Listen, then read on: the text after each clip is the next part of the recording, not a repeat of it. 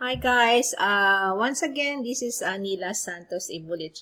So, itong video tutorial na to is about sa paggawa ng email address and then comparison between sa paggawa ng account ng ULearn and then ng Facebook. Kasi maraming mga nalilito or maraming issues, maraming comment na hindi sila makagawa ng account sa ULearn dahil kailangan pa ng email address.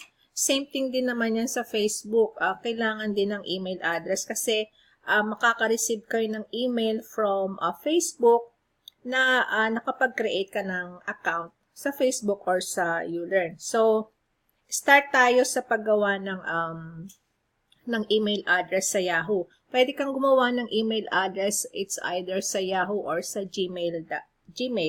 Since nasa Yahoo tayo, so Yahoo ang gagawin natin. So here sa right lower corner, may nakalagay dito na don't have an account. I-click lang natin tong sign up. And then dito na tayo lalabas. Kailangan natin mag-provide ng personal information natin para makagawa tayo ng email address. So, let's say, ang pangalan natin is Luz Biminda. Luz Biminda. That is Luzon, Visayas, Mindanao. Luz Biminda de la Cruz. De la Cruz. Ay, may de la Cruz na lumabas. So, email address. Ayan. Meron na-provide si Yahoo na email address na para sa'yo.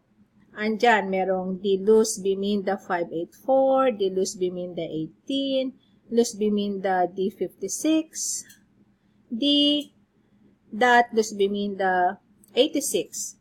So, pwede rin tayo mag-create ng sarili nating email address. Let's say, luzbiminda 18 at yahoo.com. So, gagawa rin tayo ng password. Oh, nag-exist na pala itong Yahoo account na to. So, luzbiminda 18. Sige, luzbiminda 1864. Gayahin na natin, luzbiminda 1864. And then, create tayo ng password natin. So, luzbiminda na din. Luzbiminda 1864 na din. Or 1234. Show. Para makita natin na luzbiminda 1234 nga. Yung nilagay nating password. Since nasa Pilipinas tayo, kailangan natin i-choose ang Pilipinas. Oh, your password cannot include your name. So, ibahin natin. Lagay natin si Luz. Yan. Ako si Luz. 1, 2, 3, 4. So, ang number, tinanggap. So, ang number natin, pagpalagay natin, 63917-3366450. And then, birthday is February 14, 2000. And then, gender is optional. So, kailangan natin i-click ang continue para sa terms and condition. And then, ayan, nakagawa na tayo ng ating email account. So, makaka-receive na rin tayo ng email from our email address. So, punta na tayo ngayon sa Facebook. So, click natin tong Facebook. Since wala pa tayong account sa Facebook, ito, click lang natin tong sign up for Facebook. So, ayan. Magke-create tayo ng account natin sa Facebook. Diba, same thing lang din sa Yahoo. Kailangan natin i-provide yung personal information natin. So, ang ating pangalan is Luz Biminda de la Cruz. De La Cruz. And then, mobile number or email. Since meron tayong email, ang email natin is luzbiminda1864. I-copy-paste na lang natin. luzbiminda1864. Paste. Ayaw. Okay, so i-type na lang natin. luzbiminda1864. And then yung password na rin natin sa Yahoo ang gamitin natin, which is the ako si Luz1234.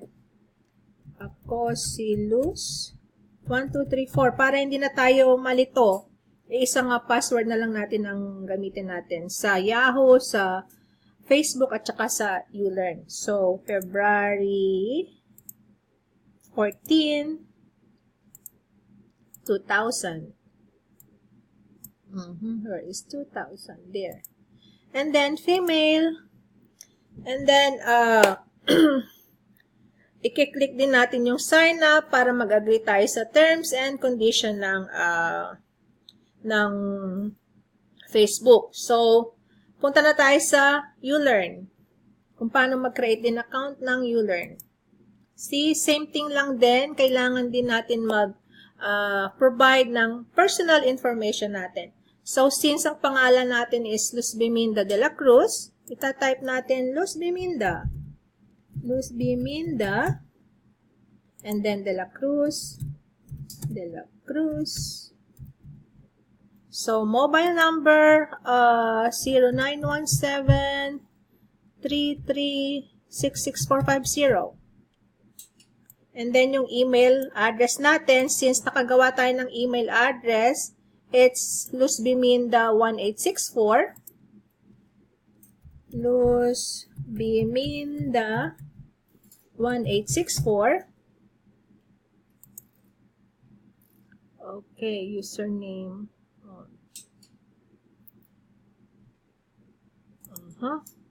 Luzbiminda1864. Okay, anyway. So, Luzbiminda1864 ang username. Kung ano yung username na ginawa natin sa, gagawa talaga tayo ng username natin. So, pagpalagay natin na Luzbiminda na din ang username. Ang password, same thing. Kung ano yung password na ginawa natin sa Yahoo at sa Facebook, yun din ang gagamitin natin sa ULearn. It's ako si Luz 1234, and then confirm password, ako si Luz 1234. There, nag-confirm, pareho yung password na nai-provide natin. And then, this one, itong maliit na box na to, kailangan natin i-click, i-check para dun sa terms and condition. Then, right after that, i-click natin tong access now. So, kapag na-click mo na yung access now, same thing din with sa Facebook, meron tayong marireceive na email from either Facebook or ULearn. So, this one kasi, sa ULearn to, from ULearn. Andyan, nakalagay dyan, congratulations, you are now a certified newbie trainee of ULearn. You may now log in here. Here is your username and temporary password. Temporary password, you can always change that. And same thing lang here din sa isa. Ayan. Hi, Neilla Santos-Ivulic. Welcome to your training environment. You may now log in using your account information, login account. So, same thing sa Facebook. Makaka-receive ka rin ng email from Facebook na merong congratulatory message na pwede ka na mag-login sa account mo sa ULearn or sa Facebook. So, punta tayo sa ULearn. Let's say, sa Facebook muna. Diba, since hindi naman tayo nakagawa talaga ng account ni Luzbiminda de la Cruz, so, yung name ko na lang ang ilalagay ko, yung email address ko na lang. So, my password. There. Login. There. Ayan. nakalagin ako sa Facebook ko. So, sa ULearn naman, punta tayo sa ULearn. Where is ULearn? So, here. Mag-login tayo dito sa ULearn from sa email na natanggap natin. So, ito ang lalabas ngayon, yung login account. Since hindi na naman talaga tayo nakagawa ng account ni Luz Beminda, pangalan ko na lang din ang ilalagay ko or ang ilalagin ko. So, ako si Neilla. And then, yung aking password. And then, sign in. So, by the way guys pala, kung halimbawang na-forgot niyo yung password nyo, you can just click this one, yung forgot password. And then, ang ULearn, same thing lang din sa Facebook, magsisend sila sa iyo ng email para ma-change mo yung password mo. So, importante talaga na meron kang email address dahil andun lahat ang mga information na dapat na baguhin or information na kailangan na isa-send sa'yo ng Facebook or ng ULearn. Or kahit na hindi Facebook or ULearn or kahit na ibang account na meron ka. So, sign in tayo.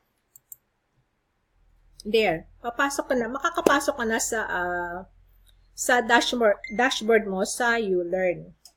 So, I hope guys na meron kang natutunan dito sa aking tutorial and then click kaya natin tong remind me later. Yan. Yan ang dashboard na makikita mo sa ULearn. Ito, andito yung dashboard, my training room, my products, my points. And then yung products, andito yung mga, wait pala. Here pala yung congratulatory video ni Coach Benny Flores. And then, kailangan mo lang na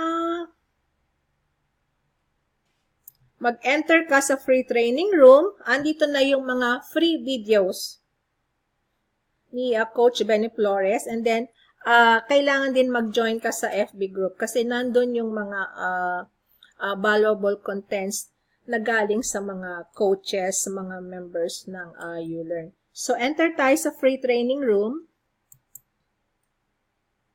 There. Andito yung mga free videos from Coach Benny Flores like yung 5 steps before entering any business, the 5 levels of financial peace of mind, 4 tips to retire rich at your chosen age, and there's the triple, watch this, yung sales automation system, ito yung si Sassy, and then yung kay Sir Ayalaraya ng Pesos and Cents, paano ba mag-isip ang mga Pilipino pagdating sa pera.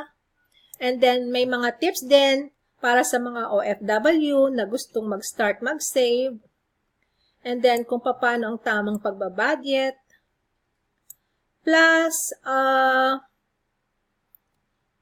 challenge or kung paano magka-interest yung pera mo, yung perang kinikita mo.